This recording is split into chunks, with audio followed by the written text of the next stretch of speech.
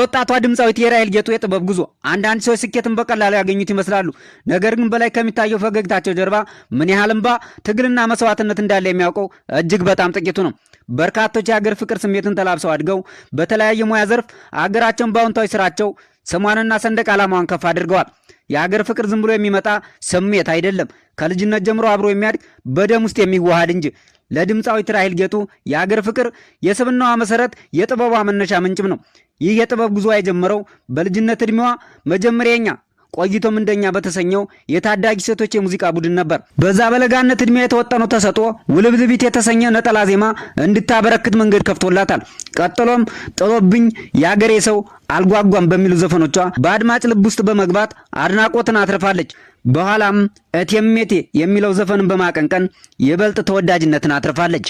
በአፍቃሪዎች ያበረከተችው እቴሜቴ የተሰኘው የሙዚቃ አልበሟ ከሁሉም በላይ በእጅጉ ተወዶላታል። ይህንን ስያሜ የመረጠችበት ምክንያት የራሱ የሆነ ትልቅ ሚስጥር አለው። ከትንሽ እስከ ትልቅ ያለው ሕዝብ የሚያውቀው ለጆሮ እንግዳ ያልሆነ እውነተኛ ሀገረኛ ቃል ስለሆነ ነው።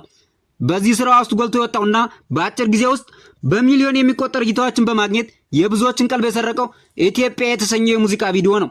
ከስኬቱ በስተጀርባ ትልቅ የሙያ ቅንጅት ነበረበት። ራሔል አዳዲስ ባለሙያዎችን ማበረታታት እንደምትወድ ሁሉ እርሷንም በጥበብ ውስጥ ለረጅም ዓመታት ያገለገሉ አንጋፋ የጥበብ ባለሙያዎች በአልበሟ ላይ የራሳቸውን አሻራ በማሳረፋቸው አልበሙ ከተጠበቀው በላይ እጅግ አስደናቂና ተቀባይነት እንዲኖረው አድርጎታል። ለራሔል ኢትዮጵያ የሚለው ሙዚቃ ዝም ብሎ ስራ አይደለም፣ ለሀገሯ ያላትን ጥልቅ ፍቅር የገለጸችበት የልብ ትርታ እንጂ። ስራው ከሁሉም በላይ ሀገር ይቀድማል በሚል ጽኑ ስሜት በመሰራቱ ሰዎችን በእጅጉ አስደስቷል። ስለ ሀገሯ ያላትን ጥልቅ ስሜት ስትገልጽ እንዲህ ትላለች። ከሁሉም ነገር በላይ ሀገር ይቀድማል ብዬ አስባለሁ። ለማዘንም ለመደሰትም ለማልቀስም ሀገር ያስፈልጋል። ሁሉ ነገር የሚኖረው አገር ስትኖር ነው። ሰላሙና ማየት እፈልጋለሁ። የሆነ ጊዜ የነበረችውን ኢትዮጵያ እንድትመለስ እፈልጋለሁ። በአዲሱ ትውልድም ተስፋ አለኝ። ይህ ሁሉ በሙዚቃ አልበሜ ውስጥ ስለተካተተ እኔ ራሴ እንደማንኛውም ተመልካች እያለቀስኩ በየጊዜው የምመለከተው ስራዬ ነው። ራሔል ሁሉንም የሙዚቃ ስራዎቿን እኩል እንደምትወድ ባትሸሽግም ከአመለካከትና ከግል ህይወቷ ጋር በጣም የሚቀራረበው ግን ትረፌ የተሰኘው ሙዚቃዋ መሆኑን በፈገግታ ትገልጻለች። የራሔል ጉዞ በዜማ ብቻ የታጀበ አልነበረም፣ የሀገር ፍቅር ስሜትን ጭምር የተጎናጸፈ ነው።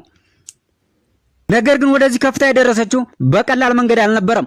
እናትና አባቷን ገና በሕፃንነቷ አጥታ በብዙ ስቃይና መከራ ውስጥ ተፈትና በእምነትና በጽናት በማለፏ ነው። ስለዚህ የራሔል ታሪክ የዝና ታሪክ ብቻ አይደለም፣ በእምነት በጽናትና በተስፋ የተጻፈ ሕይወት ውጣ ውረዶችን በድል የተሻገረ አስደናቂ ታሪክ ነው። የራሔል ጌጡ የልጅነት ዘመን እንደ ማንኛውም ሕፃን በወላጅ ሞቅ ያለ ፍቅር የታጀበ በሳቅና በጨዋታ የደመቀ አልነበረም። ገና የህይወትን ጣምና የቤተሰብ ፍቅር ሳታውቀው እናትና አባቷን በለጋ ዕድሜዋ የተቀማች፣ ከዚያ በኋላም የመጣው ዘመን ጨካኝና የብቸኝነት ድቅድቅ ጨለማ የሰፈነበት ነበር። ከአንድ ቤት ወደ ሌላ ቤት እየተዘዋወረች ያሳለፈችው ህይወት ለብዙ ሰዎች የሚከብድ ቢሆንም እርሷ ግን ተስፋዋን በመሰነቅ በጽናት ታሳልፈዋለች። ሰሞኑን በሰይፉ ፕሮግራም ላይ የቀረበችው ድምጻዊት ራሔል ጌጡ የጥበብ ንግስትነቷን ብቻ ሳይሆን ከስኬቷ በስተጀርባ ያለውን የህይወት ጥንካሬ ለዓለም ያሳየችበት ድንቅ ምሽት ነበር። ማራኪ በሆነው እርጋታዋና ጨዋታዋ መድረኩን ያሞቀችው ራሔል ወደ ትናንት የህይወት ትግሏ መለስ ስትል ያሳለፈችው የስቃይና የብቸኝነት ዘመን ያንን ከአንድ ቤት ወደ ሌላ ቤት መንከራተትን ለወላጅ ፍቅርና እንክብካቤ ማደጓን በግልጽ አስረድታለች።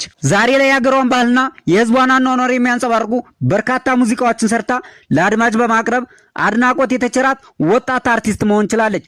በቅርቡ ያወጣችው ናና የተሰኘው ሙዚቃዋ በአድናቂዎቿ ዘንድ ከፍተኛ ተቀባይነትን ያገኘ ሲሆን በመሰራት ላይ ያለው ሁለተኛው አልበሟ ደግሞ በጉጉት እየተጠበቀ ይገኛል። ራሔል በዚህ ሁሉ ውጣ ውረድ የበዛበት የህይወትና የጥበብ ጉዞዋ ጊዜም ከጎኗ ለቆሙ ወዳጆቿ፣ ለስራ ባልደረቦቿና ለአበረታቷት አድናቂዎቿ ያላትን ከልብ የመነጨ ከፍ ያለ ምስጋናና አክብሮት በልዩ ፍቅር ስትገልጽ ተደምጣለች። ከሁሉም በላይ ግን እርሷ ካለፈችበት መንገድ በመነሳት ወላጅ አጥተው በችግር ውስጥ ለሚገኙ ወገኖች እጅግ ልብን የሚነካና የሚያበረታታ የህይወት ተሞክሯን ባጋራችበት ንግግሯ ለዚህ የበቃሁት ድንግል ማርያም እናት ስለሆነችኝ መድኃኔዓለም ደግሞ አባት ስለሆነኝ ነው ስትል የተናገረችው አገላለጽ መነጋገሪያ ሆኗል። ዘመድ የለንም የምትሉ ድንግል ማርያም እናት ሆናችሁ መድኃኔዓለም አባት ይሁናችሁ፣ አይዟችሁ፣ ጠንክሩ፣ ነገ ሌላ ቀን ነው፣ ታምር ትሰራላችሁ ስትል ተደምጣለች።